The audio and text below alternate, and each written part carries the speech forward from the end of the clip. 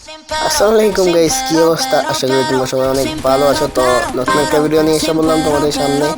So আমি tournament খেলতে চাইতেছি, যারা খেলতে চাও তারা আমাদের সাথে খেলতে পারো। আমার লোগোটা দেখে নাও, লোগোটা তো দেখলাই। সো যদি ভালো লাগে তাহলে অবশ্যই দেখো আর জানাও আমারে।